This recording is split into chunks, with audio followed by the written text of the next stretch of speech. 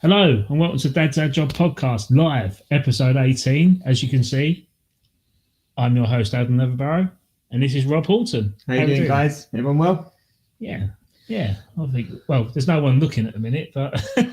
Oh, right, I see. I seem to have misunderstood the premise. This is a trial. It's a trial and error. That's okay, we'll learn. Has things been, mate? Have you been all right? Yeah, everything is good, actually. First of all, Callum, we miss you, and we hope that Bo is feeling better and everything is recharged real soon. And we hope that the infection's cleared up. But yeah, personally, I'm really good. Coming off the back of a busy couple of weeks, so I'm looking forward to kind of riding out the end of January. So for those who don't know, I teach gymnastics and cheerleading, and I work during the week for a charity in East London, and then for and then I'm also self-employed and I do my own thing and I travel around teaching gymnastics to other programs. But I try to load the first 2 weeks of the month so I can have the second 2 weekends of the month off. So I'm looking forward now to having that kind of little stretch where I get to have a little bit more time at home. So yeah, what about you, Adam? Yeah, things been fine and dandy like sweet sour candy, mate. Have you been practicing that, mate? No, I haven't. I'm cringing for you. You're cringe, yeah. Well, cringe is my middle name. No, things have been good. I mean, obviously, Callum's not here, so I'll talk about our week. Basically, it was Bo's birthday. Went and done a little bit of soft play in Sudbury, and I must admit it was very, very good. Well organised, nice and clean. Staff there are really great. Mate, it's nothing worse than going to a soft play that's messy. Are you doing a live Google review? I'm not going to say who they are. All right, okay. But no, I thought it was fairly good. I mean, as good as it could be for a 3-year-old's party, right? It was jelly and ice cream, past the parcel. Pretty banging. Did they play Lucky's Dad's rules? No, they didn't play Lucky's Dad's rules. What? Everyone got a gift? Yeah, Connie. Sake. Connie was quite impressed at the fact that she got some squishies. Pathetic. You're supposed to play Lucky's Dad's rules, right? Yeah, but everyone loves Lucky's Dad's rules. Yeah, but I agree with the other parents in Bluey in that because you try and dumb down all the. No, do you know what? The problem is you're a snowflake. You're melting in my hand. Ridiculous. Lucky's Dad's rules. I wouldn't say I was a snowflake. I would say I was more like a bit of sleep. Sleep, really annoying and irritating. Coming down, already melting. Okay. No, I was gutted. I missed Bo's birthday party. I was working in Guernsey this weekend. Actually, I was delivering some gymnastics over there, and I was pretty gutted not to be able to go. So, but by all accounts, it sounded like it was amazing. So yeah, but I did get to have some nice family time at the weekend. I'm listening. I'm just sharing our live video. Yeah, to all those viewers. To all that one viewer. Yeah. Thank you. Hi, Dad. Hello, mate. I'm in. He's not on yet. Oh, is he not? No, I did get to have some weekend time with the family this weekend. This weekend past though, we went to Jimmy's farm. Right. Now, it's not my first visit to Jimmy's farm. However, right, if you get the chance to go, spend your money and go to Jimmy's farm, right? Have you ever been? No, I've heard good things. So you know that he's like Jamie Oliver's best mate or whatever, right? It's that guy. He had the TV series. I know he is, right. Yeah. Okay, so we went there. He's the one that does all the shit barbecues, doesn't he? Oh, well. That makes a barbecue out of bricks and some chicken coop or something, doesn't he? I don't know. Does he use meat? Then I probably wouldn't have watched it. I don't know. I was more fascinated about how he made a barbecue out of like pillowcases, wasn't it? No, I went there. I went there way back, and then in the last couple of years we've been a few times, but we've gone back more recently because they've got the bears now, haven't they? So they rescued. Even bears, mate. I love bears, mate. I love them. They rescued a couple of polar bears, and they've also rescued now a couple of European brown bears. Okay. We went this weekend because they had like a special deal on, and sadly the brown European bears were in hibernation, right?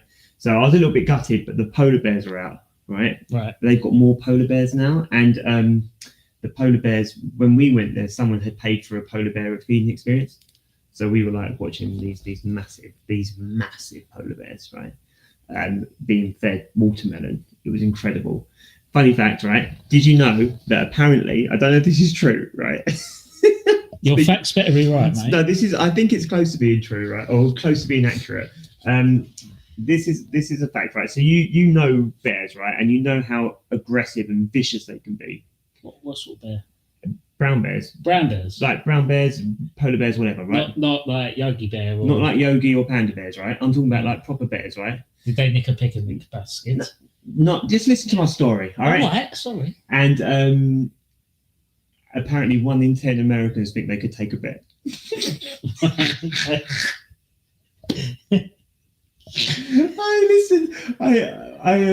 It came through, and I was watching it, and it says something like 1 in 10 Americans think that they can take a bear, and then there was like a video that followed it of 2 bears fighting. Listen, mate, we wouldn't even touch the sides. We'd be absolutely annihilated.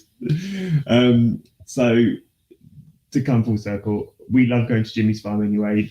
There's donkeys there. Like, I love donkeys as well. The kids all like in there. Alea's like in the element. I'm an ass man as well. I'm an ass man as well. Okay. I'm sure Clary's going to enjoy it. I'm sure Michael would go from Jimmy's farm to WWE. And anything's on. No, it's off limits. Today. Nothing is. Oh, right, I see. Okay. Yeah. And the kids love it. It's such an engaging experience, right? I highly recommend it. Jimmy's Farm is well worth your time. Whereabouts is that? Is that it's just Ipswich way, isn't it? Yeah, it's just up towards. It's only about 45 minutes away from where we are, so it's not too. It's probably a 2-hour drive out of London, but for the 2 hours you could spend that easily, and more going around, especially if the weather's good. Like this time of year, like I said, it's probably a little bit of a shame because the brown bears are out, but it's banging. Cool. Highly recommend it. So that was my Saturday, and then this weekend we've got something really cool as well. So we're celebrating a few birthdays on Sunday because there's a few January birthdays in our family. Yep. So we're doing that on Sunday, but on Saturday we are taking the kids to a place called Club 66, which is kind of like this. I don't know if exclusive is the right word, but it's like this exclusive book shop, right? Where you go in, you sign up. You can sign up on the day, right, and get a membership. But you can sign in. It's basically like a warehouse of books, right? And they're all like, I think it's something like.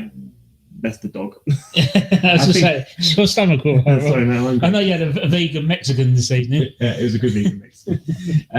But the books are like 70% off, right? Or up to 70% off. And there's these like amazing finds in there. And we like reading with the kids. Why isn't it not 66% off? I know that's a missed opportunity. That's Club 66. Maybe they just rounded it up to 70% for the sake of. I don't know. Yeah, but for the sake of 4%, you've got a marketing bit of gold there. Marketing genius. Yeah. But but it's really popular. It's quite popular as far as I know. Anyway, it's quite popular on things like Book Talk, if you're into that type of thing. Yeah. But like, basically, we intend to just buy the kids a load of books and then pick up copies of books with better covers than the ones that we've already got. I'm a big reader, and so is Kelly. So. We're really looking forward to that on Saturday. We've been talking about going for ages, and we were just like, we should just go. So that's what we're doing this weekend. So they're my goals, really. What about you? Goals? You talked about the birthday. Yeah, so there's one special birthday, and that's my daughter's. So Connie turns 3 on Saturday, and that time period has just gone so quick. It's like I still remember bringing her home, or the day she was born, and funny enough, the day she was born, we had the radio on in the hospital, and Kerry will love me for saying this, but in the radio it was Heart Essex, and Diana Ross "I'm Coming Out" was on as she was being born. You couldn't write it. You're like, "I'm coming out." I'm sure. But I'm sure Kerry's really excited on that. I'm sure Kerry's really grateful. Yeah. But she's 3 years old now. I mean, I think we've gone past. It's weird because we've gone past like the terrible 2 stage. I don't think we ever really witnessed it. Is she a 3-nager yet? I think it's 3-nager time now. Like it's beyond the point where she don't listen to you and get off the sofa, the top of the, like literally sitting up here. She'll stand up there. She'll try and fall down the back, and she'll try and stand on a coffee table to jump onto a footstool to jump on the sofa. You tell her no, and she don't listen. So she does it again. She falls over, cries, runs off, and then trips up her own toys and smashes her chin on the toy box. So that's what we had the past couple of days. She wants to stand up in the bath now, which is a worry always.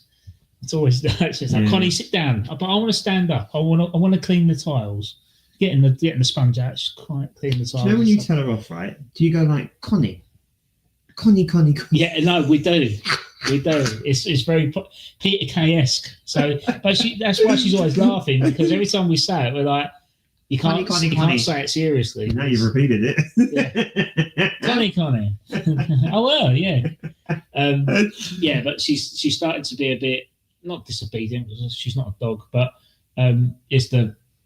she's not listening and she's not doing as she's told. But other than that, she's generally a good kid, and I think she's just pushing the boundaries a bit too much. I think you've also got to be kind of grateful that she hasn't got a sibling, because what she'll do is, so like with Alea, she'll wait until I'm like telling Danny off, right? And I'll be like, Danny, make sure that you've done whatever. And she's like, yeah, Danny, it's important that you made sure you've done this. And I'm like, listen, mate, this is not the time for you to start thinking that you've got like a role to play here. You sit over there, be quiet. Yeah. So yeah, totally relatable. But 3, that's pretty cool. You doing anything nice for her? She said she wanted a heart party, especially with Halloween. Valentine's Day, 2.5 weeks away. Okay. So she understands time as well. Yeah. So it's quite considerate. The Einstein. She's quite considerate of her to actually be thinking about having heart decorations, and then it's Valentine's Day, so it's 2 for 1. Yeah. But as Kerry has been going out doing the vast majority of everything. Cheers for that. To go out and find a heart cake has been challenging. To go out and find heart balloons has been quite challenging. So you think, Connie's been quite considerate and thinking about Valentine's Day, but in fact, there's actually been a lack of it. You have to go on Amazon and stuff like that. So Kerry went out. She got a cake, so but got stick on like icing, love hearts and stuff. Yep. So as we're going, it's your birthday soon, Connie. Like, you're gonna have a nice heart themed cake. And she goes, I want a bluey cake. Yesterday, after we've got all the bits, she goes, I want a bluey cake. Like he's Kerry's looking at her like, no, he wanted a heart party. She goes, no, I want a bluey party now. I'm like, can't win.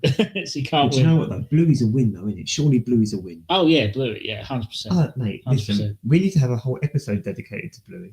Yeah, I'm all for that. I love Bluey. I actually love it, mate. Although, I think we need to also have the chat that none of us, me, you, Callum, or any other dad living in this world can live up to Dad. Well, Bandit. Bandit is incredible. Yeah, but... He is incredible, mate. Yeah, but no dad's like Bandit. He's top tier, mate. If there's a dad out there that is like Bandit... We need to kill him. And he's got blue fur, then we need to... We need to kill him if this Bandit guy exists. He's setting a bad example to the rest of us. But he's so... I love it. What's your favourite Bluey episode?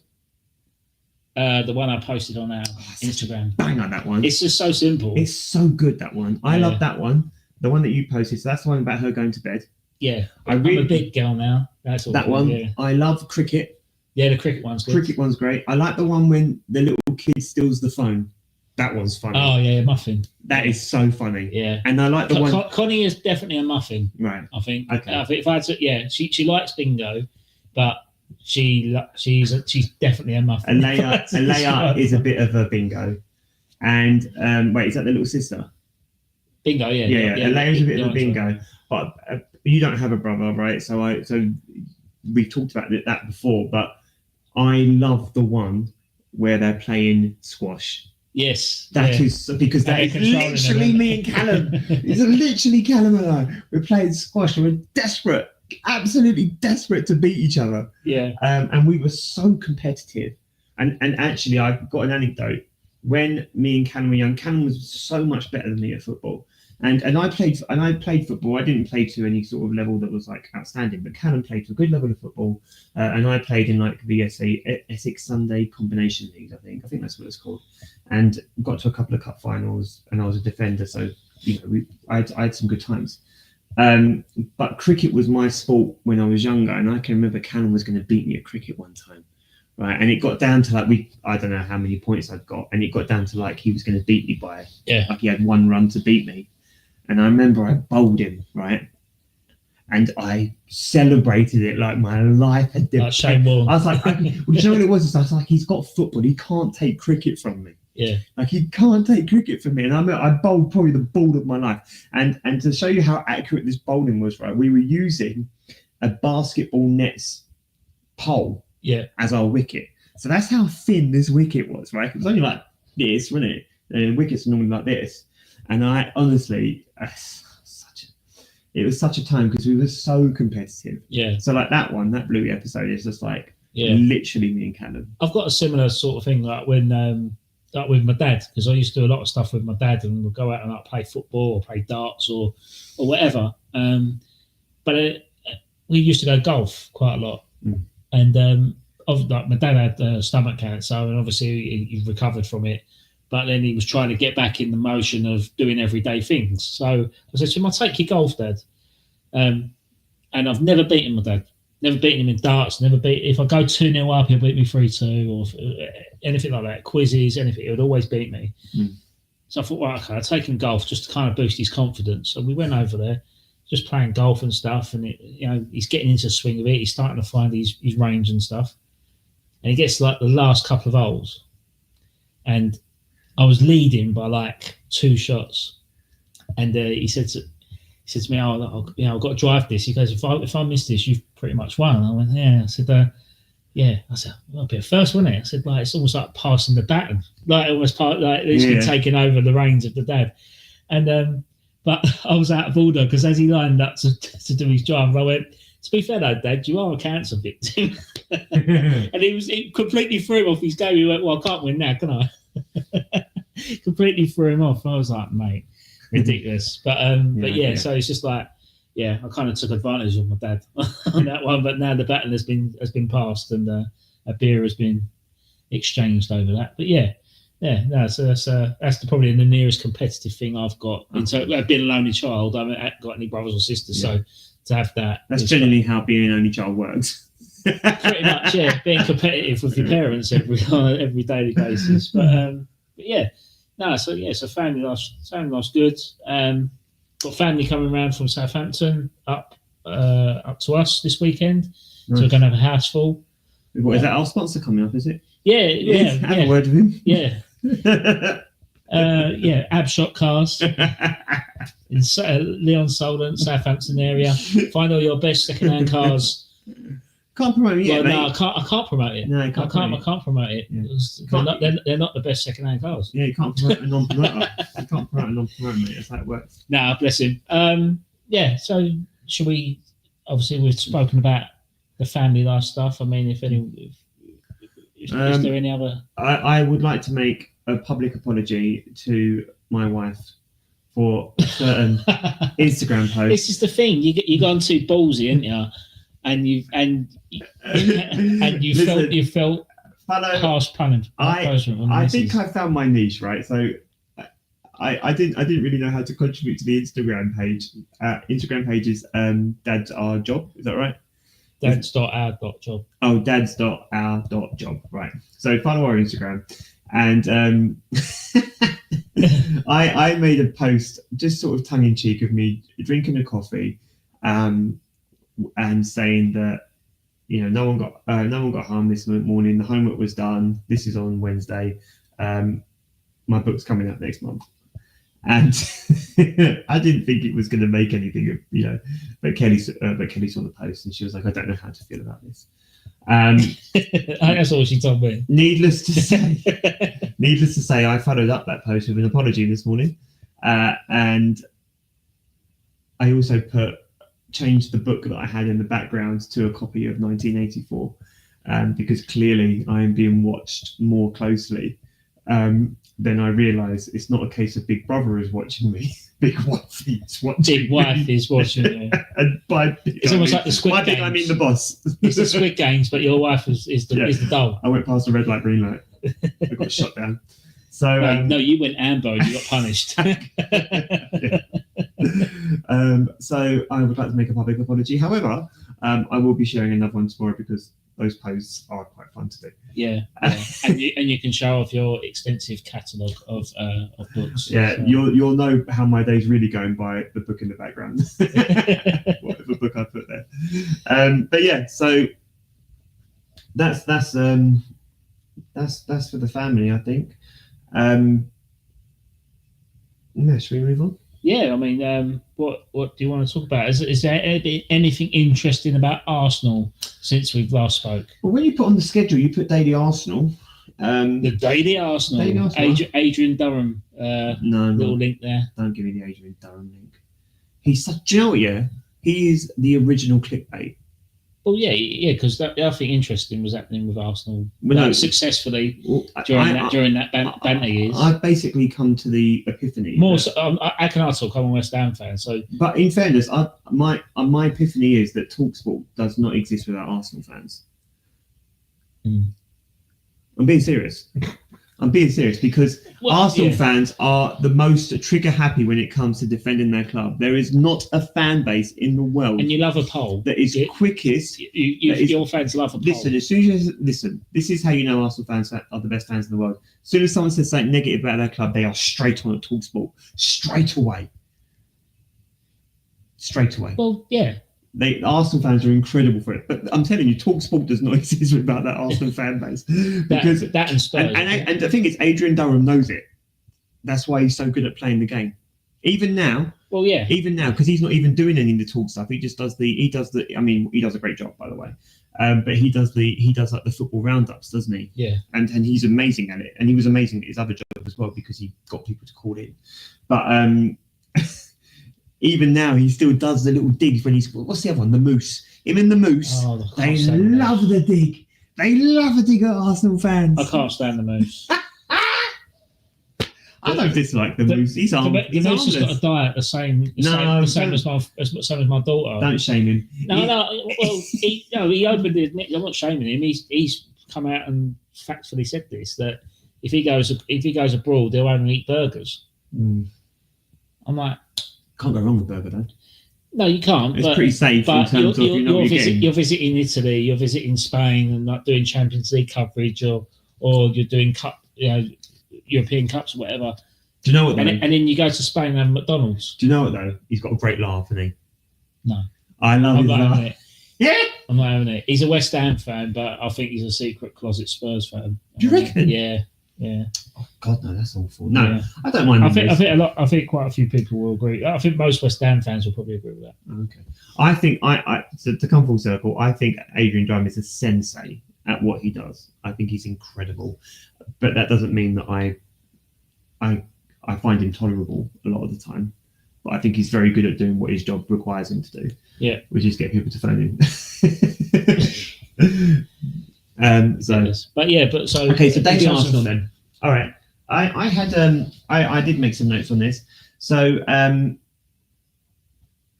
Kai Havertz had, and I'm going to talk more about Kai Havertz later, but he scored again to kind of make up for a dire December. How much you paid for him? 65. 65. I mean, when you think Spurs have paid how much for a proven striker and they've not really got a massive return on that. I wasn't going to... Not a dig at Spurs, it's just factual. I wasn't going to go into detail about it. I will go there. Well, I wasn't even going to go into detail on it, but I'm totally with you. Like, a lot of the people who are the loudest when it comes to Havertz, right, are the ones who have had the biggest flops. Right? Yeah. You look at look at what Man United have spent on. God, so many. And then you look at what Spurs have done. right? Yeah. And I don't dislike Solanke, by the way. It's a shame that he's a Tottenham player now. He's another one I think grew up an Arsenal fan, but did he? I think so. Did he really? I think so. I mean, it doesn't. If I'm wrong, it doesn't matter. Like, fine. But I think that he had a. I'll talk more about making a case for Kai later, but he had a woeful December in mid-January, and he should have scored his penalty and the goals that he had the chance to score against Man United in the FA Cup. Yeah. But other than that, is that your stomach again? Yeah. Other than that, I'm not interested. You know, you look at your Antonys of the world, you look at your Christian Nkunkus of the world, and Solanke right now. Yeah. Like I'm just not having it. Like I am not having it. Like, and Erling Haaland is a masterpiece, but he hasn't been great this season. I mean, he's still outscored Havertz, but like, you know, Erling Haaland isn't performing at his top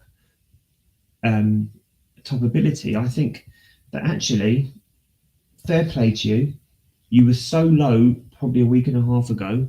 You scored a goal against Aston Villa that prevented us losing in the end because we drew. Mm-hmm. We should have won that game, but his goal meant that we drew. And then he scored a goal and assisted to basically ensure that we go through to the last 16.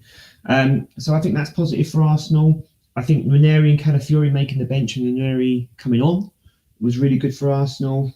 500 Arteta goals, and guess who scored the 500th? Declan Rice. Kai Havertz. Oh. But Declan Rice's goal, by the way, the assist for Havertz from that goal was beautiful. Havertz was falling over. I didn't watch it. Oh, that's fine. Havertz was falling over. Second minute, so Havertz was falling over, and he was going, and he played the ball to Declan Rice, who just absolutely levered it past the goal. The goalkeeper didn't move. But Havertz assisted it, and then he scored the 500th goal of the Arteta era. Wow. And then on the other side of that, Benny Blanco is back in full training. Now, let me tell you right now, I cannot wait for Dubai season Benny Blanco to help us finish the season. Dubai season? Yeah, Dubai season. You know, like... Riyadh season? Dubai. Yeah. They go to Dubai. Oh, I thought you meant that Riyadh season, like No, because they go to them, they do their like training, didn't they? Oh, do they? And like after they did their Dubai training last year, Arsenal went on that ridiculous run. Right, okay. So I can't wait for Dubai season. Team bonding. Benny Blanco, and I think it just shows how amazing Timber has been because when Benny's back, you have to. I'm going to make a joke about his tan in a minute, but when Benny is back, you have to think that he's going to go back to right back and Timber's going to be the left back. And I think it just shows how great Timber's been because actually he's played left back, centre back, and right back. I think if he was fit, incredible. If he was fit last year, I think you probably would have won the league. I think you're probably right. I agree with you because we wouldn't have been playing Zinchenko as much. But yeah, I also and then I saw online that somebody has put we should all get a spray tan in honour of Benny Blanco's return, and it's so funny. No, you might as well put full factor 50 and put on everyone's back 9 Jesus. Oh, do you know what? Do you know what though? in loving memory of your player that fell over. Do you know what though? I there was a lot of people who was like, "Oh, that's cringe" and whatever, and I was like, "It's cringe." But you know what? It's because it's not for you. It's not for you. You are not the target market, and they don't give a shit what you think. They literally don't give a shit what you think, and they don't give a shit about what anyone else thinks, right? Because it wasn't for you, right? It wasn't for you. It was Gabriel Jesus. They don't give a shit about I know, but why didn't they do it to Kieran Tierney? Because Kieran Tierney wasn't there. No, but Kieran Tierney had a long-term injury, but they didn't put shirts out, "We're praying for you, Tierney," did they? Well, first of all, and then you fucked him off to Sociedad. Well, first of all, Kieran Tierney might. I'm not answering it. Oh, I'm not baiting you. I'm just saying. I'm not answering. As Simon Jordan would say, I'm quantifying. All right. God. All right. And my quantification would be. Is your replies all tan based? No, my quantification. My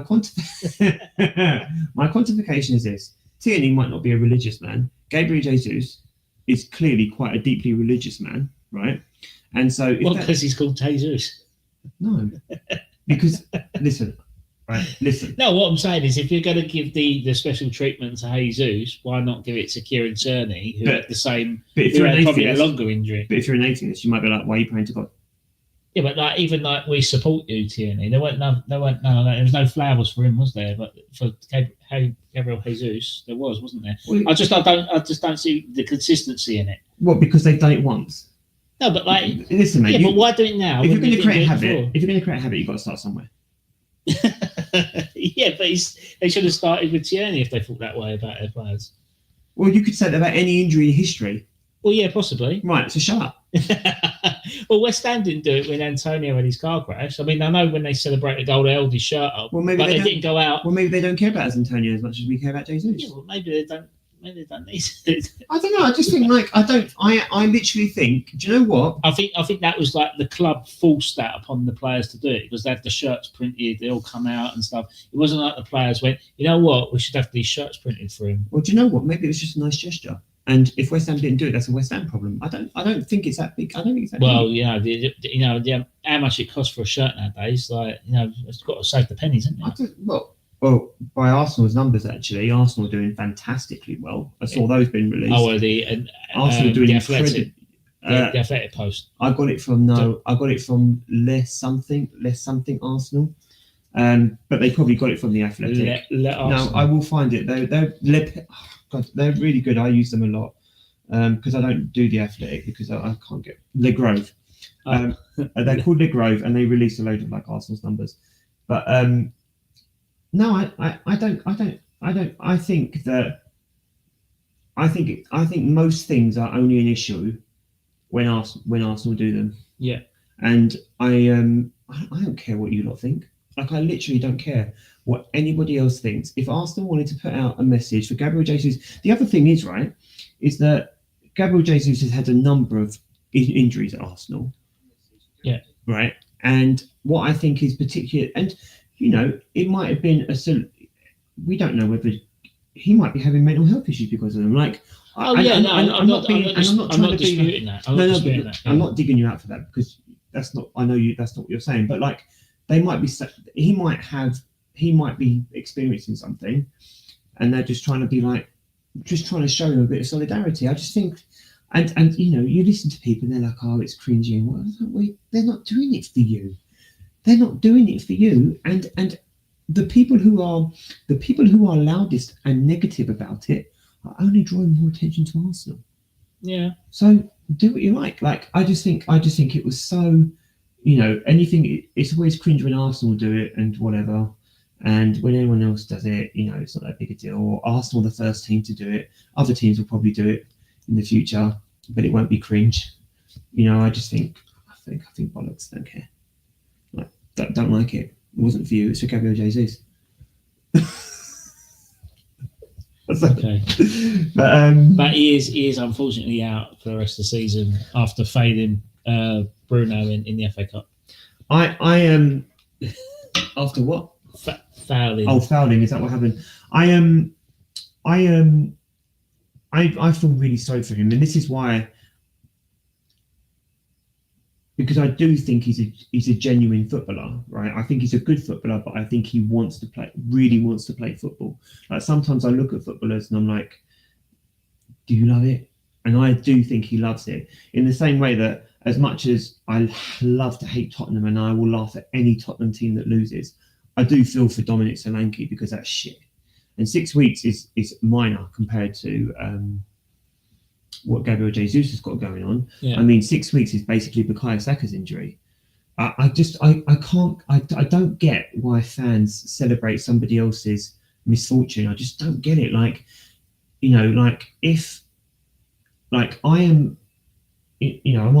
can understand enough that Rodrigo getting injured has had a massive impact on the performances of Man City this season. Right? Yeah. Because he's still a person, and he's a very good footballer as well. And Man City would always suffer his loss, but I would never be like, oh yeah, let's make him. I would love to see him get injured. I just don't. I don't get that mentality as a football fan. Like, I want my team to be the best. Yeah. But I wouldn't be like, oh yeah, let's hope he breaks his leg. It's crazy to me. That's crazy to me. Yeah. So that's fair enough. Right, but let's West Ham under Potter. Yeah. Potter's at the wheel, but he's carving his team. He's moulding his team. He's got the pedal on. He's spinning it at a gradual pace. What has he got? Patrick Swayze holding his hands. That's his pottering. Well, you could. Yeah, we've got Big Goldberg overlooking him. I was going to go more like the Demi Bobby Moore. Okay. Yeah, so, Demi Moore. Oh, Demi Bobby Moore. Demi Bobby Moore. That's very clever. I like that. I'm proud of you. And maybe that's a grok image that needs to be created. Bobby Moore, Demi Moore. with Graham Potter moulding a vase. Like a wine jug. A cup. No, that ain't gonna work. But you could win a cup this year. No, that's why it's clever. No, we can't. Are you in the open? Oh, you didn't make it last year, did you? You inadvertently dug me out here. I don't like this. at all. The thing is, you didn't even mean it. No, I didn't. And then you just realised, I've just bantered Adam with him. Right. I'll take it, though. You're right there with that one. Yeah. Yeah, cool. It's not easy to point it like this. Yeah, I can see that. Potter's at the wheel, and I think in his first 3 games, I've seen much more potential at the squad, and the players playing a better style of football in that first 8 days that he was there than Lopetegui in his first 7 months. And I think that was, as we stated on the podcast before, Lopetegui was one of the guys I nominated to get the chop, because if West Ham were not in the top 4 position based off that window, the fantastic window, big spending window that we had, and to be lying 14th or 15th, 14th in the league after half a season has passed. I mean, you're pushing Man United and Tottenham. Yeah, but ideally, I think all 3 of us would have been like to be at the upper end of the table in this conversation. I think afterwards we need to talk about Tottenham's relegation form, don't we? After this, but well, you know what? If you want to later, you can actually revisit your Let's All Laugh at Man U, because. Mate, I could laugh at the city of Manchester right now. Because in fairness, we blew it off because they hired Amorim, and we took out the fault. Yeah, that's a good appointment. I mean, beat Arsenal. Let's nip it in the bud before we shoot ourselves the foot. But really, we should have just carried on with it. They should never have beaten Arsenal, should they? Did you see in the highlights? I did watch the whole FA Cup game. Yeah. They should never have beaten Arsenal. Oh God, we gifted them that result. Yeah, but no, sorry. The six West Ham. Sorry. Yeah, so with West Ham, I'm really happy with Potter. I think in terms of even just the small things, like interviews with like the press, like he just comes across very natural and eloquent and educated in terms of how he's putting the answers across, and I think he's got a really good response for that. But he pulls no punches, like. He was talking about being linked with a player, and he was just like, yeah. And then, what do people expect him to say? He's been linked with a player that ain't his player. He's not going to answer it, is he? And but yeah, it's things like that kind of really, really encouraged me. But with Lopetegui, it was always I feel for the guy, because he clearly wasn't a bad person. He was never a bad person. He was a gentleman, like absolute gentleman. As before, the stuff he done off the scenes it doesn't get noted as much. But he was a bit of a fall guy. Because when some managers, they clearly look like they could be volatile. When you look at people like Mourinho, could be quite volatile. Conte could be quite volatile. Even De Zerbi, you look and think volatile characters. The report suggests volatile characters. Yeah. You don't get that from Lopetegui, do you? Don't. No, you don't. And I think West Ham fans. He wasn't the appointment we wanted. He wasn't the appointment we needed, but we hired him anyway because he was a free agent. It was a cheap option, and we had to support him in that. I mean, again, the media videos. A great window, wasn't it? It was a great window. It was such a good window, but now, again, this is where the whole we'll touch on transfer window after we talk about West Ham, but the whole. Thing about Steiden is that on paper he's brought in good players like Jean-Claire Todibo on loan. You think he's a fantastic player, has been never present in League One. But then it comes to light that he's got an injury history. He's got an injury history because apparently he's got an injury history because of a car accident he had when he was younger, and because of that he had surgery and one leg is longer than the other.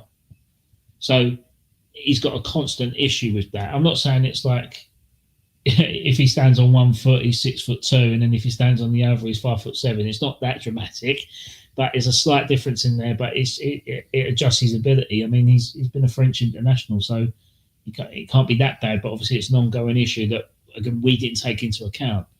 So there's that. But then we've got an obligation to buy him in the summer for £40 million. So that's money we could have avoided if we'd done a bit more research on him. But I think we've gone for the name and the associated links with that player. I mean, the same thing could be said for Guido Rodriguez. I mean, people in Spain were raving about the World Cup winner when he was at Betis, and he was on the verge of joining Barcelona.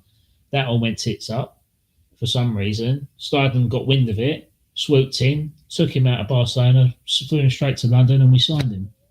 But then it comes out that he's not built for Premier League football. Like, I'm not saying he's a bad player, but he's not a Premier League style player. Like, you look at Diego Forlan when he was at Man United. He was here or there for Man United, scored a few good goals, but then he went to Atletico Madrid or Villarreal or wherever he went.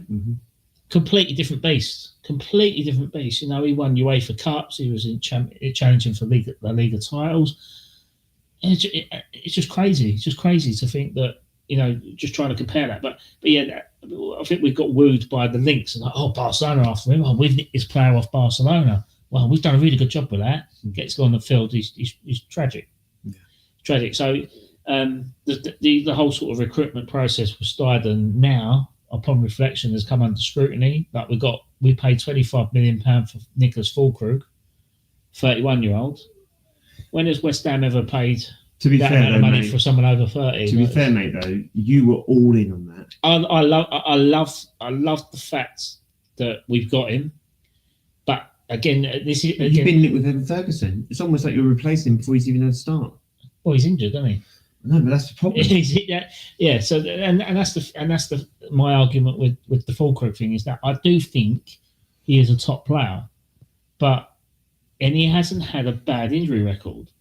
But the fact that we had the wrong manager in place at the time when we had Füllkrug, it broke down his development. So, development? He's 31. No, I mean, that match fitness development sort of thing. So, like, when you look at Antonio, like, he's got a history of having hamstrings like cheese strings, right? But if he plays all the time, if he plays all the time, gets match fitness, looks after his body or whatever, he becomes match fit. Because Füllkrug was match fit when we signed him, but he wasn't played.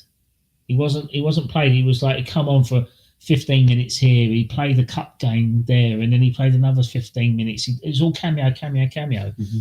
Then international break happened. And because he had all them cameos, he wasn't maintaining his match fitness. Germany threw him straight in the pack. He played the full 90 minutes. He scored a goal. In training, he broke down. So it's just that you need a consistent level of fitness to be able to do what you need to do. And it's like Ledley King. Ledley King only went swimming and played match days. That's right. But you maintained him. He played every week, and that was the same thing with Füllkrug. And then as soon as he had this injury, and then he was come back, and then I think we missed a lot. I think he missed 2 international breaks over that period. And then he started to get into form. So he scored against Leicester when we lost, and then he was playing. And then he scored against Man City, and then Lopetegui was sacked. So then Potter come in, brought him straight in. Got he looks like an absolute different player, like a much better player. But then because of the intensity again of what it was before, Potter's encouraged Füllkrug to make sprints because he can do that. Gone to sprint, pulled out of his hamstring. He's out 3 months. So again, it's just mismanagement. There's those sort of players you really need to keep them playing at least half a game every week, because otherwise they're just going to break down. So for Fulkrug, I actually like to rate, again, it's a time factor with him, but you haven't got much time though, and that's the problem. We ain't got much time. He's still our youngest striker on our books, and he's 31 years old. Yeah, that's not good. And our other replacement is Antonio. Is unfortunate. You can't ever to play. Yeah, well, you can't ever see a car crash potentially taking the striker out for the rest of the season. Nobody can. That's the season, mate. That's the minimum. Well, they reckon he's back training, doing light training. Yeah, crazy. He fucking nearly died. Yeah, I know. He's a lucky boy. Okay, yeah, fair enough. But he might play. And good luck to him, because he's another one. He's like one of those, like, he's such a good character. Footballers, nice guys. I can't really imagine anyone being like, oh yeah, I hate Antonio. Sorry, we're just watching Man United Rangers, and Rangers have just scored an 88th minute equaliser. And I am so happy about that. 1, 2, 3. Let's all laugh at Man U. Let's all laugh at Man U. La la la la. Hey. But can I ask you a question then? So you said lots of positive things about Potter. So I'm quite pleased that Potter's. That wasn't the question I was going to ask, but carry on. No, because I hadn't finished the first one. I think in a synopsis sort of way, I think he is the right man for West Ham. I think he needs to get the right people in to suit his style of play. I think he can mould players in certain aspects. But I'm quite happy with the fact that we've got him, and I'm here for the ride now. Whereas I wasn't with Lopetegui. So if we don't get any results and we scrape, we finish 12th, I think, given the circumstances, I suffer it. But again, it's a whole transition period, because now we've got his right-hand man, Cole McCauley, coming in. He started today, actually. Stuyden's on his way out. So we've got this transition now to form the Brighton model again, so that even Dan Ashworth's available. Yeah, I mean, listen. I think there's lots to be positive about. Mm-hmm. And by the way, I think signing Potter is incredible. Yeah, it's great. It's great work. I think that might be the biggest signing for West Ham since Tevez. Like, I genuinely can't think of any. I can't think of anything. But name me a better signing. What, Pyatt? Yeah. Okay. Fair enough. All right, Pyatt. But Potter, in terms of the players you've had. Yeah. Potter is the most impressive signing, and I know that sounds like really pretentious because you guys won a European Cup, right? And you did, right? But Potter, like Potter. You sounded like Malfoy then. No, but you know what? I like Graham Potter, and I liked him at Brighton, and my respect grew for him when he had that interview about winning the fucking Champions League. Did you see that one? Yeah. Is that then we're going to win the fucking Champions League, and then they sacked him, and I still think they acted too fast in sacking him. Have you heard that podcast with him, the High Performance podcast? No, with him on it. By the sounds of it, I think he was given a very, very rough ride at Chelsea, and there was a lack of patience behind it, because I think he lost his dad as well. In that same situation with Lopetegui, really, when you think about it, not given enough. In a nutshell. But I'm sympathising for Potter for the same reason I'm criticising Lopetegui. But after hearing that, it kind of makes sense.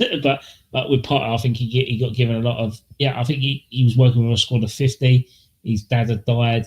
I think there was a lot of players there that he was criticised for being too hands-on with them and trying to get their persona out of them and stuff like that. And I think Todd Bowley was a bit like, not too sure about it. It's just coaching. He's like, well, I'm a man manager, and I don't think they like that. So I don't think he really got the full opportunity there. But again, with Lopetegui, I think I'm not saying the reason why I wanted him. Oh, you jammy bastards! Bruno as well. Bruno.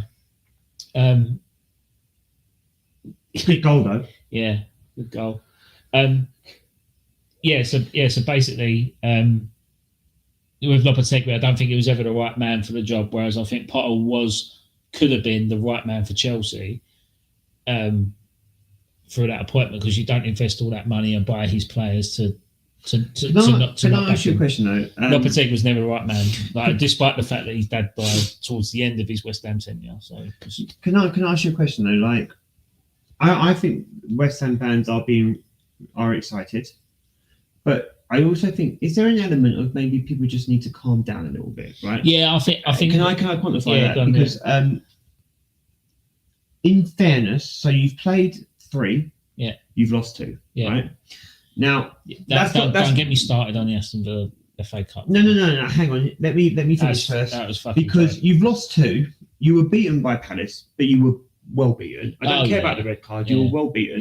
You lost to Villa, and then, if I'm being honest, mate, you were lucky against Fulham. Hang on. Two goalkeeper mistakes. Yeah, but they were gifts. Yeah, but Fulham had 2 goalkeeping. Yeah, but I don't care about Fulham. I'm talking about West Ham. Yeah, you but had 2 gifts. Well, yeah, but so did Fulham. I'm not here talking about Fulham. I'm talking about West Ham. Yeah, but Fulham had gifts. I'm not talking about Fulham. If we didn't give Fulham, they would never have got the 2 goals. So it would have been a 0-0 draw then. It would have been 1-0, wouldn't it? So either way, it would have been a who to? West Ham. But they had 2. All right, so 1-0, right? So we still won the game then. All right, great. You won it, but like, I'm not saying you shouldn't have won the game, but what I mean is like, you've lost 2 and you've won 1 by the skin of your teeth, right? Oh, I don't know. I don't know. I don't agree with that. I think in terms of the Fulham game, you asked the people that went to the Fulham game there. I think there was a much higher intensity of play. I know the statistics read differently, but there was an urgency to win the ball. Like the 2 goals that 2 of the goals that we scored were because we pressured. We'd done a high press. We made them make mistakes. Well, they didn't make mistakes because they had no one around them. They made mistakes because they had a player up their arse, and he put them under a bit of pressure to then make a ball. So what you're saying is that the high press is good. Yeah. I'm saying that we've just like Arsenal then. Well, yeah, effectively, yeah, and we'll start copying the back post corner routine next. So, listen, mate, if it gets you as many goals as it gets Arsenal, then you should copy it. If it works. No, but what I mean is because you see a lot of the teams are doing the high press thing, and it's becoming much more visible. And then I think I was playing devil's advocate. So like I was playing devil's advocate there because I know you've lost 2 out of 3, and like I said, you were gifted 2 goals. But one of the things you're going to get with Potter is you're going to get a style of football. Yeah, and you're going to get an identity, and you're going to get players knowing exactly what they're supposed to be doing when they're supposed to be doing it. And that has been the whole trouble this season, was that despite West Ham beating Ipswich 4-1 or getting a 2-0 win at Palace away and drawing with Fulham, drawing with Brentford, and results like that, we didn't know how the West Ham play. Well, what's their style of play? What are they trying to do? And I think we just struggled with that for the first 19 games. Yeah, it was always. But then you look at the performances that we had. We did play better than Moyes' last season. That statistically, we improved in every area other than conceding the goals. Like conceding the goals, we basically bought a brand new backline, and we still conceded the same amount of goals, but then we ended up scoring less. So when you look at like the amount of shots we had, on target, the possession, everything improved, but nobody was enjoying the football. And so, but now when you look at the stats that Potter's started doing now, they have dipped to what Lopetegui stats were, but we're playing a better brand of football. So the statistics are quite misleading. It's only 3 games, Paul, as well. Oh yeah, it's 3 games. I mean, 2 of them have been in the Premier League, and 1 was the FA Cup. That I think personally, injuries aside, we could have won that. Firstly, the referee giving a corner that wasn't a corner. And then the bloke who took the shot for the corner ends up scoring the equaliser, and then they just got momentum. It's just a bit. I'm still a bit reeling about that and I think he'd only been a job in a day, but we played so much better in a day, and that's the bit that's encouraging. But yeah, he's only 2 weeks in a job. Like 2 weeks in a job tomorrow, today actually. But also, I know that we're going to. I mean, maybe that segues us into transfers. Yeah. And we can talk about West Ham first. Then, how concrete are these Evan Ferguson links? I think the Evan Ferguson links, there's substance to it, but there's a waiting game on Brighton's part, because I know that they were dependent on Danny Welbeck's fitness, which I think he has been playing games recently, and also Evan Ferguson's fitness, because apparently he's injured. That's it. That's my only thing, right? Is you can't buy a croc, and don't get me wrong, right? If Arsenal bought Evan Ferguson a year ago, I'd have been buzzing. Right? Yeah. But he's only young. He's still 20. He's 20, right? He's starting striker for Ireland. That's all lovely. My problem is that he's 20. He's already had a couple of injuries that have kept him out for long periods. Yeah. That's concerning. That's got to be concerning. Yeah, it is. It is. But again, because you're going to have to pay 50, 20. You're going to have to pay money for him. Yeah. I think you're looking at 50, 60 minutes for him. And don't get me wrong, you could be buying Harry Kane 2.0. I think he is the nearest thing to Harry Kane. I know people will watch this back and laugh at it, but no. I think in terms of that's been said before. Yeah. That's been said before. So I don't think that's new. But what I mean is that he might not. The injury record is concerning, and Harry Kane has had a poor injury record, but at times, especially with his ankles, that's a tall person's problem, isn't it? Ankles. But Harry Kane was scoring by this time. Yeah. And scoring many goals by this time. Yeah. I don't know, man. I like it. By 20? He was playing, wasn't he, at 20? He was scoring goals. I thought, I suppose he had, like with Harry Kane, I know his loan spells weren't colourful, were they? I mean, he was at Millwall, Leyton Orient, I think he barely got into double digits at any club he'd been at. But then Tim Sherwood would see something in him, he plays, and then he becomes the record goal scorer he is. It's just a sliding doors moment and someone taking a punt. Yeah, of course. And also down to injuries as well, which is what West Ham have benefited from. Like, we've had injuries, but we've played our youth players and have been, that's what West Ham's about, is about promoting that next academy product, because we have a hit-track history of producing good academy players. And I've not seen a successful academy since a Joe Cole era. That's what I've seen now. I think now they are probably on par with it in terms of where they were as players to reach a potential. I can relate to that. I think Arsenal were in that era as well. I think Arsenal were in an incredible era. Bear in mind, our two academies were cup finalists 2 years ago. I know. And we beat you 5-1. And you look at the players that come in for Arsenal, like Nweri played in that cup final, but got bossed by our players, and Lewis Skelly as well, another one. And how comes Arsenal can take that punt in the youth, but then West Ham seems to be holding it back a bit. It's like, guys, because Nweri's playing as well, and Lewis Skelly, he's injured, but he's been starting. Yeah. Over Zinchenko, who after Calafiori and Timber, who's having to do everything. Yeah. He's starting. Zinchenko's looking like he might go in January, which I would be personally sad to see, because I think he's a lovely person to have in the squad. He's just not better than what we've got. Yeah. And Lewis Skelly has come in as a midfielder, dropped back to a bit like Ashley Cole, dropped back into defence, and has been incredible. Yeah. So I think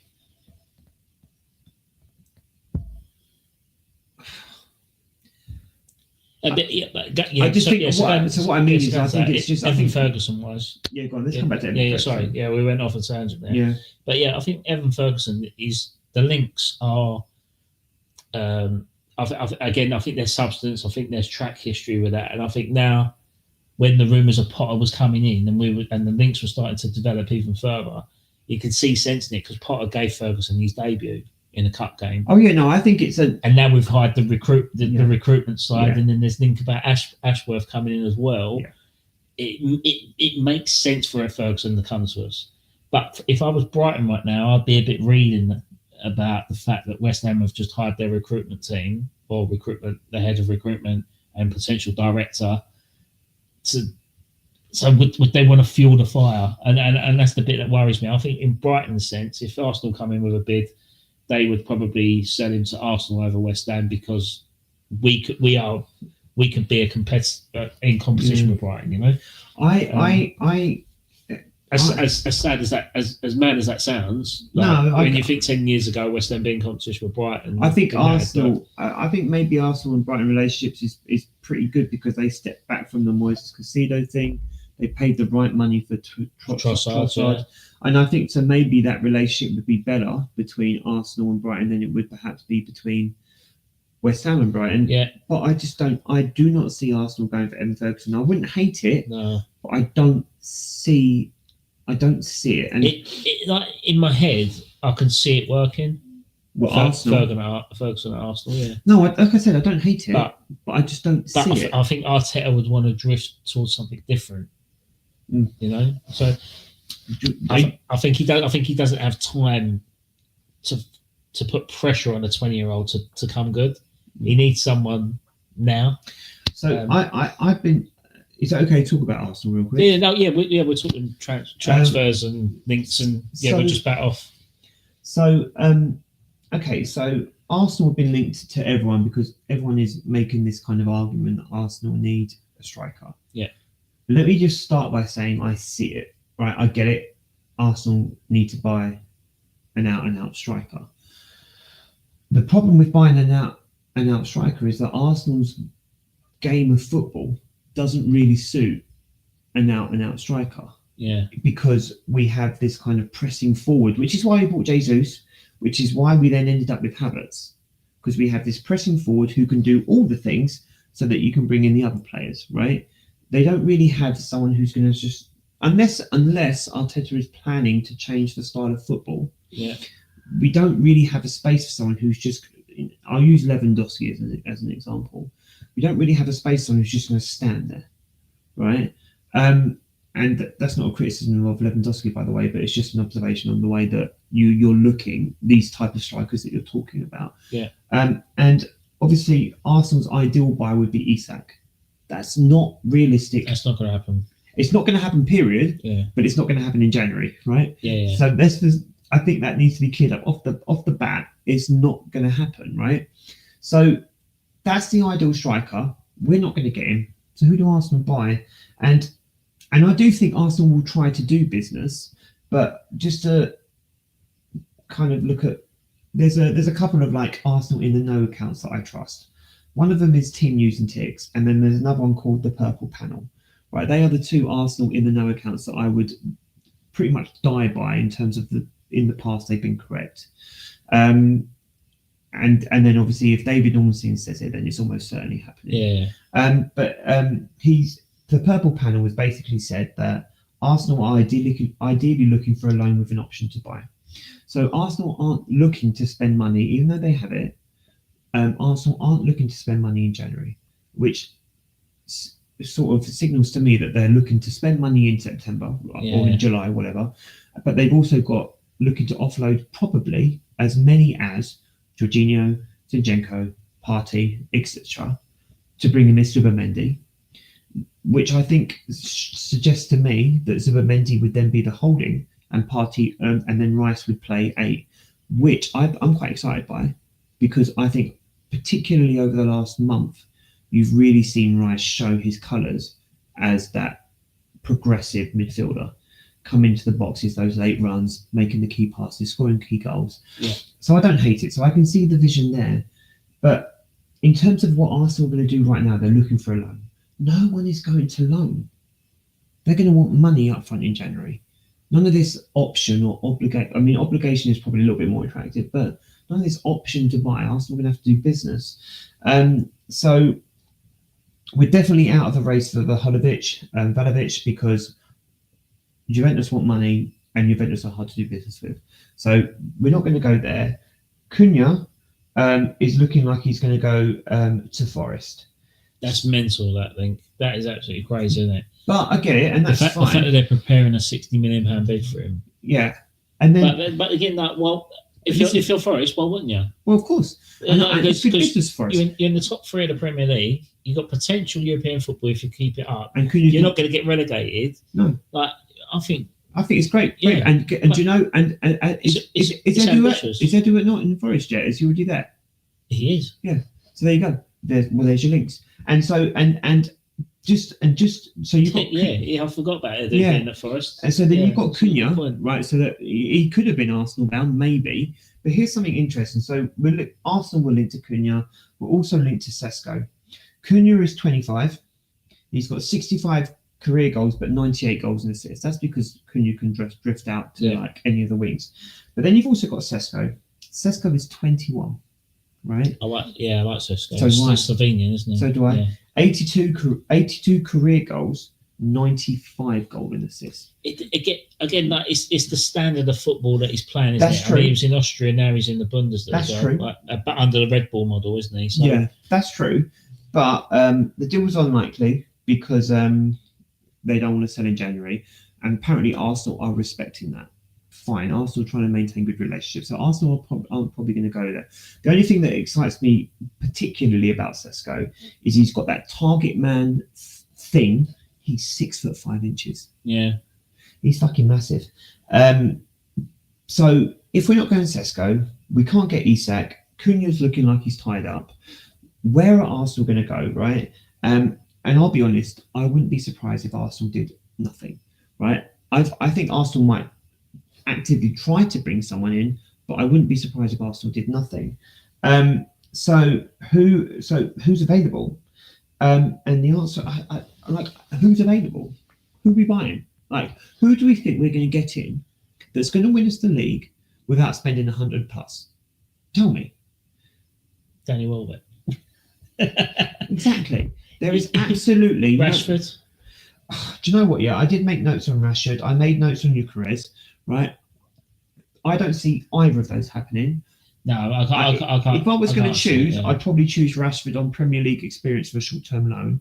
I don't see the point in buying Eucharist if you want to buy someone like Sesko or Isak, right? I don't know who else we're going to buy. Ollie Watkins, for now.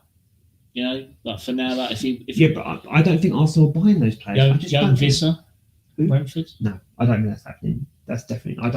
He's available though. I don't think that's going to happen. I just don't see it. But I suppose this kind of brings me back to me making a case for Kai. Dominic Calvert-Lewin. Nah, he's too injury prone, mate. I don't think he is. He's got ankles like cocktail sticks. I don't think he has though. I think when you look at his injury record, I think his longest term out of 15 games was with a broken toe.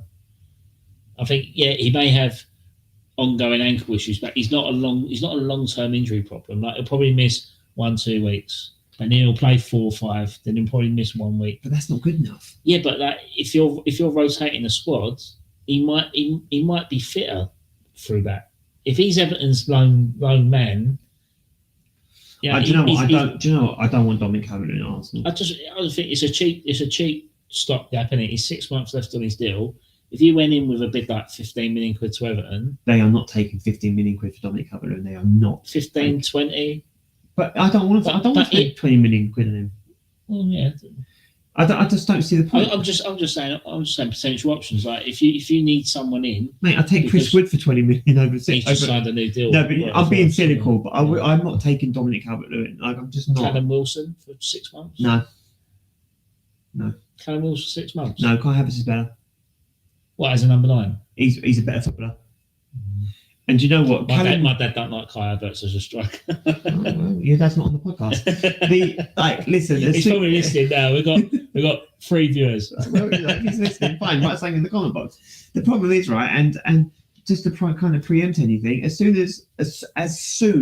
the second, right, that Callum Wilson has to press the way that Kai Havertz and Odegaard has to press, my guy's going off. Don't try and tell me different because it's not going to happen. But he would be the bastard that you need, wouldn't he?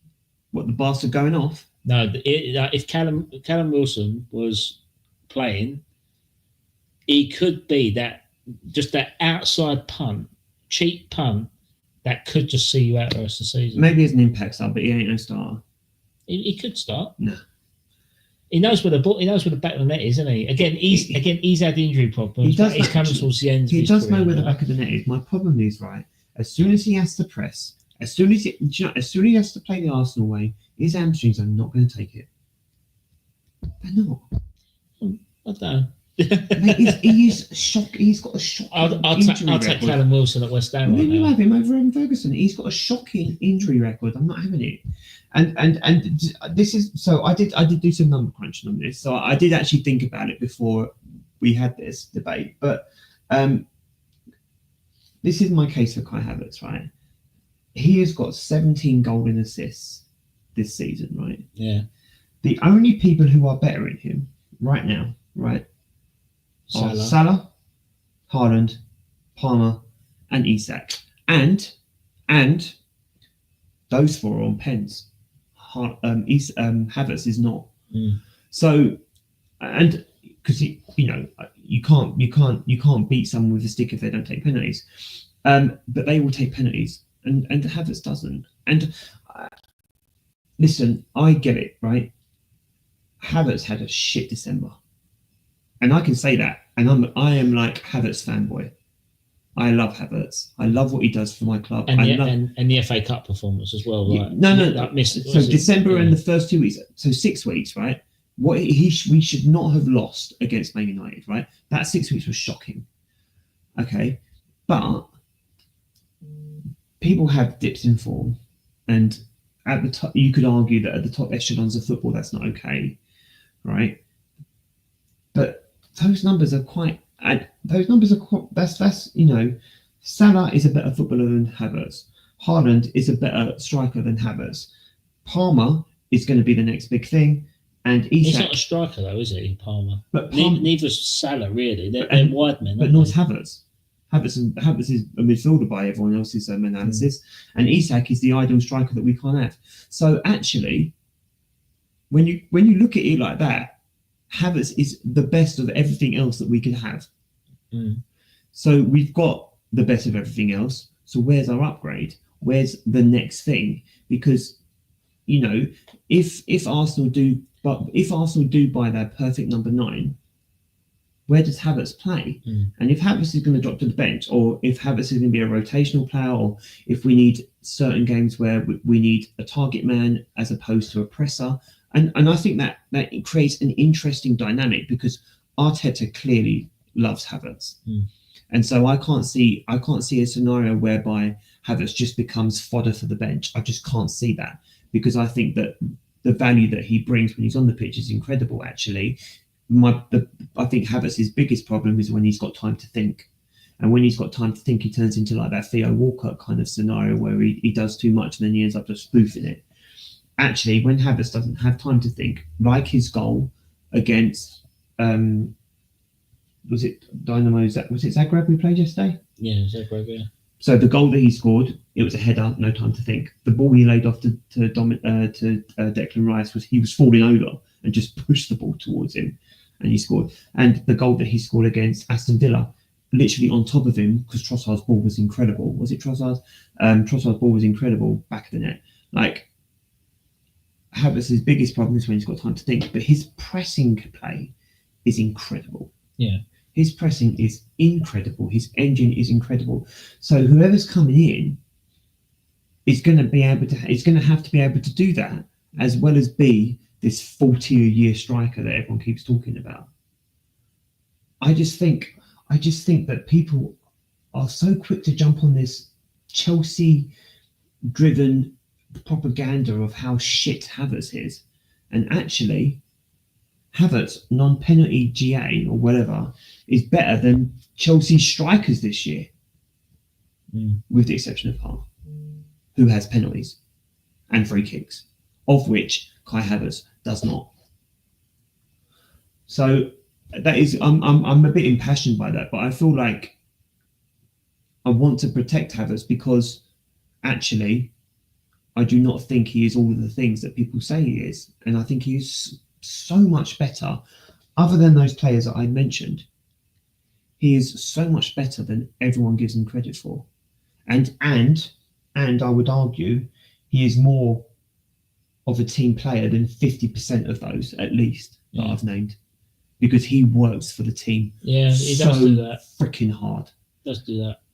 So, who do Arsenal buy that is going to do better? How much would you spend in your head on a striker? Like, what was your budget for? Well, for striker, realistic? Anyone's money, right? So anyone's value is how much someone's willing to pay. Newcastle have turned around and said 140 million, right? Well, if Arsenal win the league, he's worth 140 million. Because we'll win the money for the league. The t-shirt sales will be ridiculous. Arsenal are so good at merch. We did the coat guy. We did the fucking coat guy. Oh, that's fucking ridiculous. That. But guess what? That's going to make money because people love the coat guy. Yeah, so it doesn't matter whether you think it's shit or not. No, it's just people are going to buy it because it's the coat guy, and people love the coat guy, and people love cult heroes. If you had 70 to 80 million pounds to spend in January, I'm going to throw this proposition at you, and a certain, I'd buy Harry Kane. That's where I was going. Do you know what? I would. If Harry Kane was available, I'd buy Harry Kane for two reasons. For 70 to 80 million pounds, I'd buy Harry Kane for two reasons. Right, one, he is an incredible finisher, and he still works the team. He drops. He tries to press. He cannot press the way Kai Havertz presses, but he tries. Yeah. Right. And two, I would love to stick that to Tottenham fans. Yeah. You've got Dominic Solanke, and like I said, wouldn't wish an injury on anyone. And I like Solanke, but we took Harry Kane. Can you imagine it though? That would be beautiful. Can you imagine it? But then also you're saying about the marketing side of it, like shirt sales. The shirt sales will go through the roof because it'll be Campbell 2.0. Yeah, exactly. No Kane, no game, like all that kind of stuff. Oh. Did you see the Sol Campbell advert? Yeah, I did. That's what I was kind of segueing into. It's that level of petty that I can get into. I mean, I've seen some reaction videos, and I must admit they're not beating around the bush on it. It's wonderful, but you know what? He knows exactly what a dirty. Yeah, he knows what he's doing. Tottenham fans know. Arsenal fans are loving it. Do you know what? Yes, I would take Kane over every single player you mentioned, every single one of them, because none of them come close.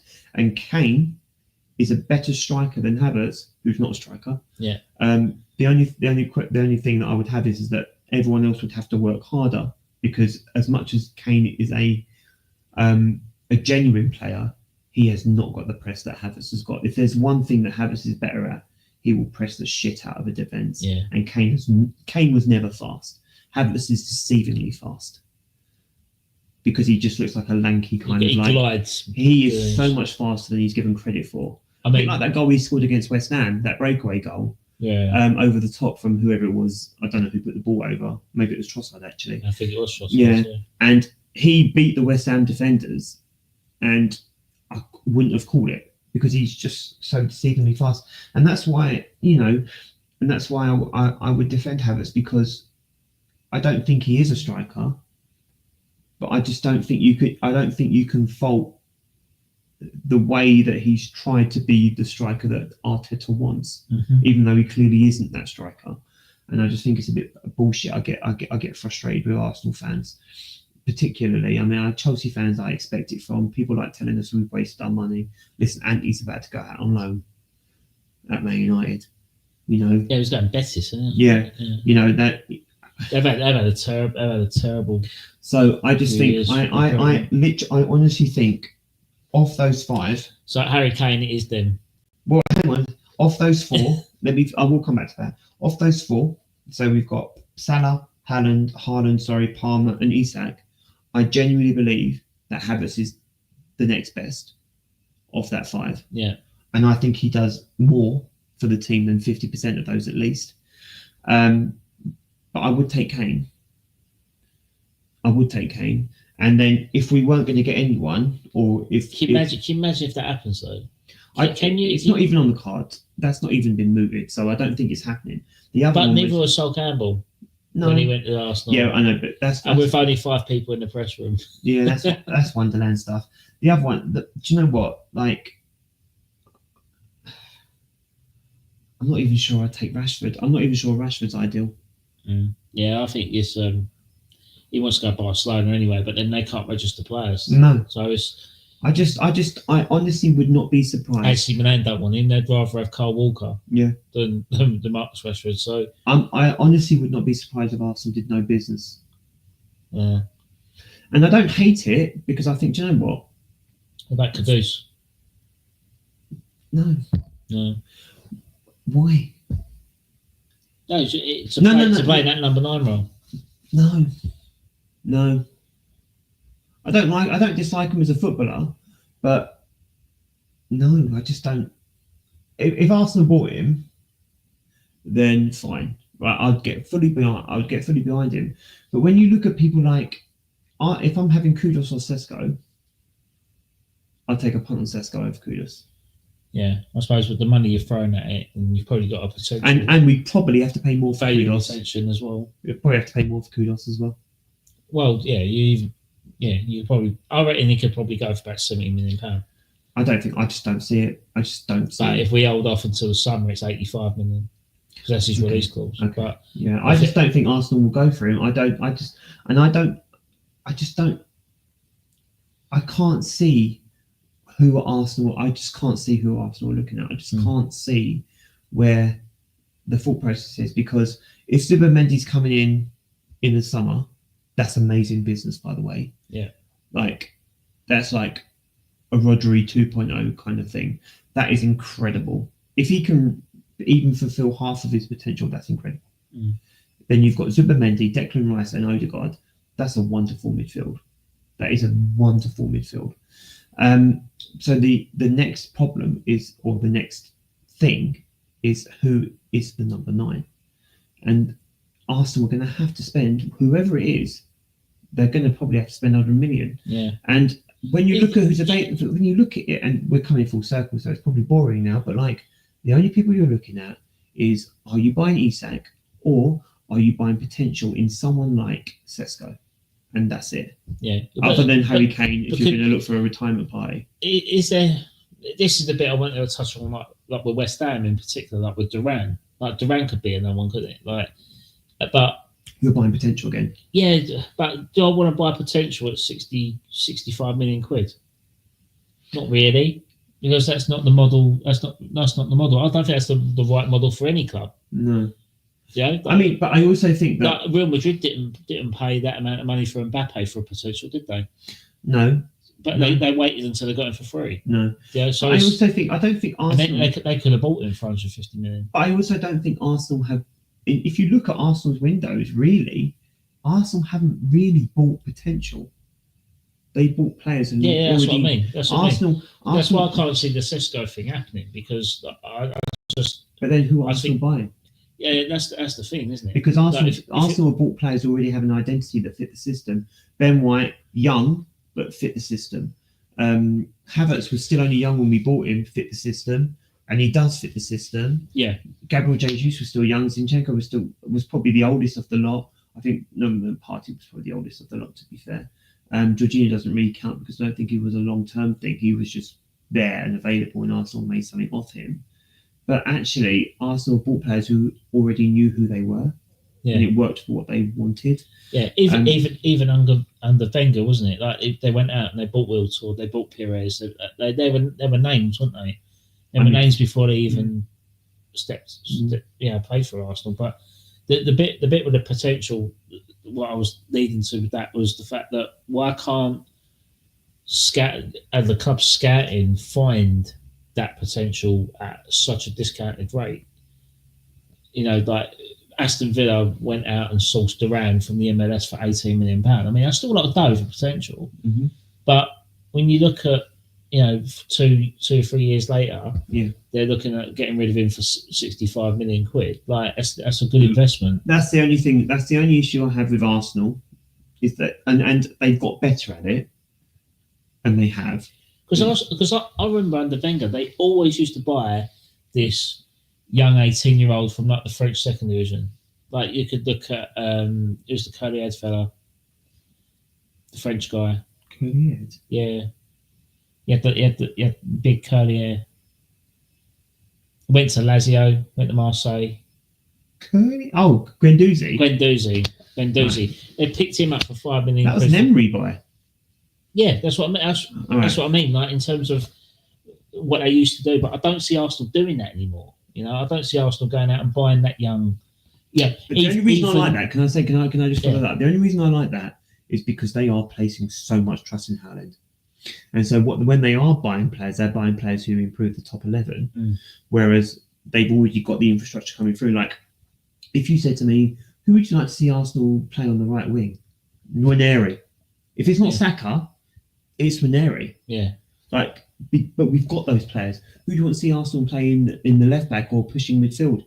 I want to play Lewis Skelly, mate. Yeah. Because that guy is better than who might come in. And Lewis Skelly will be. And, you know... the way you feel about that is the same way I feel about our academy. But and Arsenal have got a history of bringing, like West Ham, and West Ham have got some glory years, but like some of the players that have come through the Arsenal academy have been absolutely fucking ridiculous. Yeah. And even more so over the last 5 or 6 years. Yeah, well, Saka, Ranieri, Emil Smith-Rowe, Nelson, even if they're not Arsenal players, they are fucking banging Premier League players. Iwobi's been around for years, and he's always been Smith-Rowe, always been in the Premier League, and will always play in the Premier League. Willock, your boy Hutchinson, Demari Hutchinson. Yeah, I thought he was Chelsea boy, but he's no, Arsenal. He's Arsenal. Went to Chelsea, went to whoever, then got sold to Ipswich. Chelsea picked him up for free. He went to Ipswich on loan. A bit like your boy who went to Man United, the boy that ducked out and went to United from Arsenal. Thought he was going to get because Arsenal didn't offer him enough money. Yeah. Just stupid stuff. Ranieri, Chelsea tried to hijack Ranieri, and he went, "No, I'm going to sign at Arsenal." And now look at him. Yeah. Like Arsenal have got so much to be excited about, and they've got so. And by the way, Per Mertesacker does not get enough credit for the job that he's doing. No, that's fair. That's a fair point. And then the problem is now you're getting teams like Chelsea and Man United that are using that youth system to make a profit to buy a talent and spread the cost over 5 years somewhere else. Yeah. So again, like the sustainability of like producing young players and then keeping hold of them. Yeah. There's more, and that's what's wrong with the game is that Man United now are talking about selling Garnacho for 60 million quid to Napoli because he's not going. He's not going there. Well, he's going to Chelsea. Well, yeah, again, like Chelsea. Chelsea bought Cole Palmer, but then they sold Gallagher. They sold. Yeah. Well, they're going to sell Trevor Chalobah, aren't they? And it just doesn't stop. But even Man United are now looking at risking losing Kobe Mainoo. Like, this is a guy who stepped up for the England team. Like, I just don't get it. It's just weird. I'm actually really pleased that Arsenal aren't there. Yeah, that's what I mean. Because I love the fact that I get to look at Nwaneri and think. Well, you might be next year if you have to sell Nwaneri for. I'm not saying you will, but there's that possibility that he could go for big money. Like, I think he's rated £50 million already. Yeah, Lewis Skelly's worth 25 already. That's 75 million quid. That could go towards that striker that you need. I don't think Arsenal are there. I don't think Arsenal are that. I think Man United and Chelsea. You'd rather go without than. Well, yeah, I think so. And give those boys the. I've spoken to Like, you sold Smith-Rowe for 35 million. Yeah, but that was quite clear that he wasn't going to. I think Arsenal, for the most part, Arsenal fans were like devastated, but I get it. Yeah. Same with Nelson, devastated, but I get it. When you look at Nwaneri and Lewis Skelly, Arsenal feel strongly about those players, like they did for Nelson and Emil Smith-Rowe. But I also think you can see the pathway where they can cement themselves. Yeah. So, for example, Lewis Skelly will probably be the left back. Like, Calafiori is already in trouble. Yeah. But then, if you look at Nwaneri can play on the right. But who drifts to the right? Odegaard. Now, the reason why I say that is because as much as I love Odegaard, I'm a deep believer that he's here for a short time, not a long time. And I don't begrudge him that, because I think he could go back to Real Madrid or wherever and be fantastic. So I don't begrudge him that. but then you can see the pathway into the squad for the long-term Neri Saka hookup. Yeah, I just think the pathway is a little bit clearer. Whereas Emil Smith Rowe is not better than Odegaard. He's not better than Declan Rice. Where's his pathway into the club? He deserves to play first team football because he's good enough, but he's just not good enough to do it at Arsenal. Yeah. And I think it's a shame because everyone wanted him to be good enough to do it at Arsenal. He just isn't. And that's okay. Arsenal got paid well. Emil Smith Rowe will have a good career and he gets to stay in London. And Emil Smith Rowe will never be booed. He's not like, Arsenal fans, when we get done dirty like we did with Van Persie and Adebayor, we don't forget. Mm. But we don't do dirty to people like Emil Smith Rowe or Iwobi. Yeah. And I am proud of that as an Arsenal fan because I would never boo those players. Yeah. Ever. They didn't do anything. They just weren't good enough. Mm. And it's a shame because Emil Smith Rowe was probably close enough. Just wasn't quite. Yeah. Just wasn't quite. When you bought Trossard, that kind of made the rod for his back, didn't it? I also think Trossard did better than people thought he was going to do. Oh, Trossard's a fantastic player. Yeah, I know you take him, but there's things that he could be leaving Arsenal, isn't there? Yeah, with contract negotiations going on. That Graham Potter link, mate. I think he could probably go to a much bigger club than West Ham if he left Arsenal. But if it become available for the right price, I'd definitely take him. Yeah, he's amazing. He's incredible. I'd definitely take him. It improve our left hand side. And he's always going to be the kind of the second guy behind Martinelli because of what Martinelli does. Yeah, and I think Trossard's okay with that. I think he understands that he has to be part of a squad rotation, but be part of a good squad that can go and achieve things. But some players don't want to settle for second best and want to go to a lower club and prove themselves, don't they? But okay, well, looking at let's say we've touched on little bits on our club in terms of transfers, but transfer deadline day is next Monday. West Ham are playing Chelsea on that, so West Ham always have to have a game on transfer deadline day to make those last minute deals even more difficult. Very more difficult. So they have to get that all done before the Chelsea game. But out of the transfers that have happened so far in the Premier League, what ones have stood out the most to you? I mean, Man City now seems to be Man City are being activating their cash now. Man City have been very reactive. Yeah, that's really reactive stuff. To be honest, mate, I haven't really been following the transfer window other than looking at what Arsenal are doing. I don't really care about what anyone else is doing. Yeah. Other than Man City being very reactive, but I suppose they have to be because they need to qualify. Ideally, they need to qualify for the top four. So I haven't really looked at what anyone else is doing, I have to say. Yeah, I mean, Man City have signed the young defender from Lens. They've also bought a striker. Huh? Bought another striker in there. They bought Mamush. Yeah, Egyptian, isn't he? Yeah. Yeah. Yeah. Have you seen Harry travels? Like, bought something Egyptian. It's so bad. Fucking Benin. But again, that was 59 million quid. And it's ridiculous. I know. The problem with that is now that the kind of the numbskull Arsenal fans are going, why aren't we buying? Because for all the other reasons, the other reasons, who are we buying that betters? Yeah. And I think that sometimes because Havertz's December was shocking. It was so bad, but actually, he's not been bad. No, not really. And so, again, I think he's on the pedestal, isn't he? So he's up there to be a target. Yeah, and he's an easy target. Yeah. But Aston Villa seems to be doing some good work. I mean, they got that Daniel Marlon from Dortmund for 20 million quid. That is peanuts. Also, if Nottingham Forest gets Cunha, that could be interesting. So. Yeah. So, but like I said, I honestly have not really been following the transfer window. I think I think it's been a very quiet window so far, but I think next week could be quite interesting. The past couple of days, make sure you've got David Ornstein, Fabrizio Romano on notifications. Yeah, I think there'll be a lot happening. Ex-West Ham employee. I'll touch on ex-West Ham employee. Yeah, Purple Grove. No, that's the Grove. Purple Rain.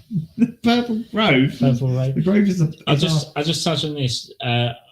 Ex-West Ham employees have been getting a lot of criticism. Purple Panel. Yeah. He's been getting a lot of criticism, and I think it's very unjust at the fact that he's a very, very reliable source. Anything to do with West Ham news. He's got links with Arsenal. He's got links with Chelsea transfer news as well. So he's got links on West Ham. Mm-hmm. But he's been subject to criticism of that, which I think is very, very unfair. So those that don't like it, Rashmin Chowdhury. Yeah. Those that don't like it, don't abuse the geezer. He doesn't have to do it. And we want his views. Yeah, and we want news. But ex-West Ham employee Dharmesh Seth, Kavik Sokol, David Ornstein, Jacob Steinberg. Purple Panel. Team News and Ticks.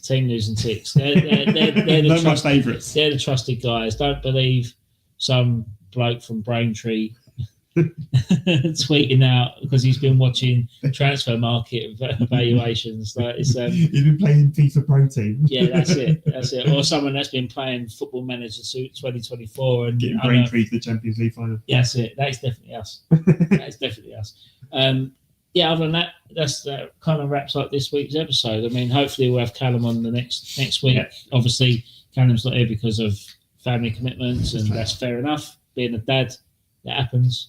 We didn't record last week for the same thing. We had commitments elsewhere, and I say it just doesn't tend to happen sometimes. But hopefully we'll do more. We've got to try and do more of this sort of stuff in terms of live streaming. Mm-hmm. I think I actually quite enjoy it. I'm not saying I like being in front of the camera, because I don't, but I think you hearing our opinion as well as seeing it and we can interact with you live. I think that could be a way forward for us. Mm-hmm. And we'll just extract the audio and post it on Spotify usually. So, that wraps it up, mate. Thank you for hosting this week in your very swanky. Green's the colour of our logo. Yeah, green and red. For the eagle-eyed viewers there, we have upgraded our sort of graphics and content, and that's about it. So Rob, do you want to say bye while you're going? Rob's left, he's finished already, so ta-da. No worries. Cheers. Thank you very much, guys. Cheers. Thanks a lot. Bye. We off? Not yet. And we are now. Oh, God, I wait myself.